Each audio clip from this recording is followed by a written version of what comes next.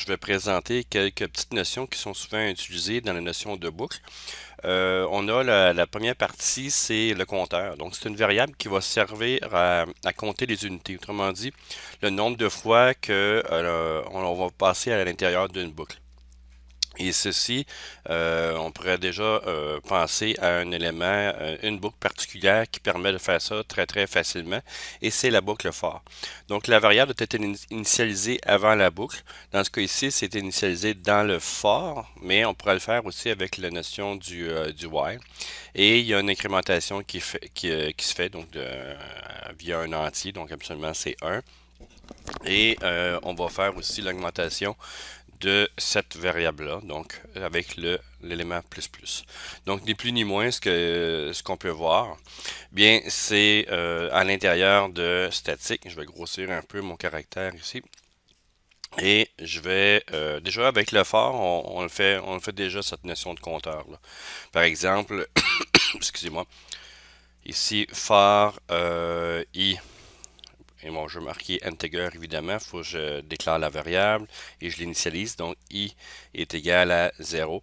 Donc ça c'est la première partie du compteur. Ce n'est plus ni moins qu'un compteur à l'intérieur de la boucle for. Et j'ai une condition tant que i, mettons, est plus petit que 10 et j'ai une incrémentation i plus plus. Et ça c'est une notion de boucle. Donc je vais mettre ceci comme ça. Et bon, ici, je préfère console.writeLine.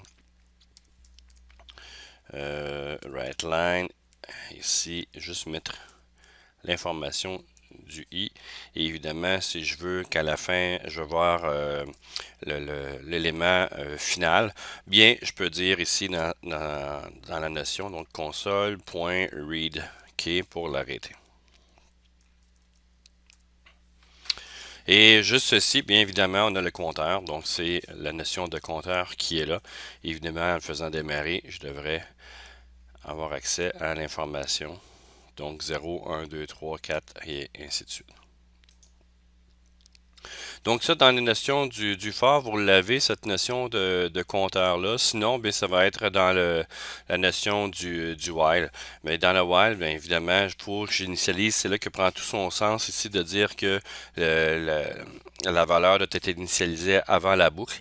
Bien, dans ce cas ici, ce que je vais faire, je vais dire, je peux utiliser encore une fois i, donc integer i est égal à 0, donc elle est déclarée et initialisée. Et je peux dire while tant que i est plus petit que 10 par exemple, bien je peux faire la même chose. L'élément qu'il ne faut pas que j'oublie, bien évidemment, c'est de mettre d'incrémenter la variable. Donc i plus plus dans ce coin ici. Et ça va me permettre de faire ajouter les informations. Donc c'est le même résultat, mais avec une technique légèrement différente. Si on revient à la suite, donc le totalisateur, c'est la variable qui sert à accumuler les différentes valeurs numériques d'une autre variable. Autrement dit, c'est d'accumuler les informations que l'on va avoir. Mettons, on va faire une somme de de tous les chiffres, par exemple, qu'un usager va rentrer, une somme des salaires, ainsi de suite. Donc, je peux aller faire une somme des éléments et de les faire afficher. Donc ici, encore une fois, on va initialiser la valeur avant la boucle.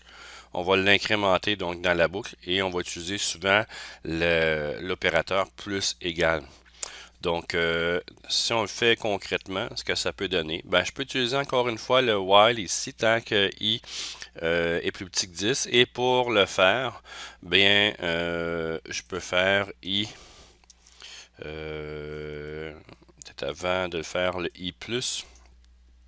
Ah, ben tiens, je préfère comme ça. I plus égal. Et là, je peux marquer que je veux additionner les informations plus 10 à chaque fois, par exemple. Ça peut être fait. Ou plus i est égal à ici, ça devrait aussi en principe fonctionner. Donc, il va faire une somme des informations. Pour rester plus clair, si on veut le faire, bien, je peux dire ici que i est égal à i plus i. Ici, il va y avoir une incrémentation qui va se faire. Donc, il partir de 0. Il va y avoir un plus aussi. Ouais, c'est ça. Donc, dans ce cas ici, il faudrait que je le redéfasse un petit peu plus pour que ça soit plus clair même. Mais dans ce cas ici, je peux faire un i plus plus pour pouvoir faire l'incrémentation. Et je peux dire que n égale la somme. Donc, c'est ou totalisateur ici. Totalisateur est égal à ici la valeur de i plus le totalisateur. Voilà. Et ici, ce que j'ai comme problème, c'est que la valeur n'est jamais initialisée. Donc, mon raisonnement est pas complet ou n'est pas bon pour l'instant. Donc, ce que je devrais faire, je vais dire ici que le totalisateur, je devrais l'identifier plus haut, donc le définir plus haut. Dans ce cas ici, je vais copier cet élément-là. Je vais l'initialiser en dehors de la boucle. Sinon, si je le laisse initialiser ici dans la boucle, ce qu'il va faire, c'est qu'il va tomber à 0 à chaque fois. Et j'enlève la déclaration. Et le totalisateur est égal à 0, donc lui-même est égal à i plus totalisateur. Donc à chaque fois, il va rajouter l'information et je peux faire console.writeLine ici et je peux le faire sur deux lignes, console.writeLine et mettre le totalisateur. Et ce que je vais avoir, 0, il y a 0, donc les deux sont à 0, 1, 1, 2, il tombe à 2. Bon, il faudrait que je le mette plus... on va y faire quelque chose de plus clair. On va dire ici i est comme ça ici, plus.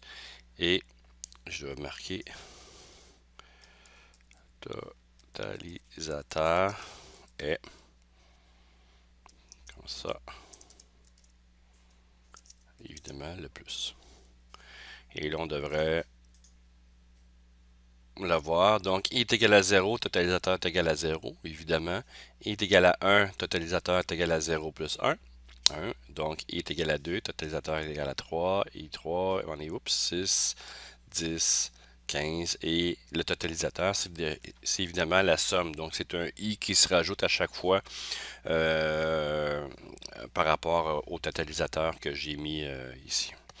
Donc ça, c'est un exemple. Si vous voulez faire des moyennes, des choses comme ça, c'est qu'on a déjà fait durant le cours, de calculer des moyennes selon ce que l'usager va rentrer. Mais évidemment, c'est une notion de totalisateur qu'on fait. Et pour la troisième partie, la dernière, c'est les données sentinelles. Tout avant de le faire ici, je pourrais vous montrer pourquoi j'ai mis le totalisateur ici 0 à l'extérieur du while. Si j'avais mis cette notion-là à l'intérieur ici, ben il aurait été mis 0 à 0 à chaque fois qu'il passe dans la boucle. Donc ça aurait été complètement différent. Donc totalisateur est à 0, il tombe à 1. Il tombe à 2 ici. C'est pas la même information si vous regardez. Il tombe à 0. Intégral ici, totalisateur est là. Donc à chaque fois, c'est le i. Le totalisateur est à 0. Et à chaque fois, c'est la valeur de i qui est ajoutée. Donc évidemment, le i et le totalisateur se suivent jusqu'à la fin. Donc c'est pas ce que je veux et c'est pourquoi on l'avait mis à l'extérieur pour qu'il s'initialise une première fois, donc déclaré et initialisé à 0 une première fois. Et par la suite, bien évidemment, j'ai l'incrémentation du totalisateur et ça donne une information ici totalement différente. Et la fin est égale à 45. Donc ça c'est pour le totalisateur et la dernière partie, donc ce que je voulais vous montrer, c'était la donnée sentinelle. Donc c'est celle qui va pouvoir nous dire que quand est-ce aurait été la boucle. Donc c'est ni plus ni moins que la condition dans le while. C'est décrit de manière plus ou moins complexe, là. Donc ici c'est indiqué, mais ce qu'on va dire ici par la notion de sentinelle, bien on a la sentinelle qui est ici, donc le i qui va permettre d'arrêter. Et sinon, ce qu'on peut faire, bien évidemment, c'est de faire le do comme ceci et le while à cet endroit-là, point virgule, et la valeur sentinelle évidemment est encore le i mais à la fin. Et la valeur aussi, elle était déclarée au début. Et ici, j'ai la sentinelle et le totalisateur tout ensemble. Donc, c'est les trois types de variables souvent utilisées à l'intérieur des boucles. Donc, ici, les compteurs, les totalisateurs et les données sentinelles.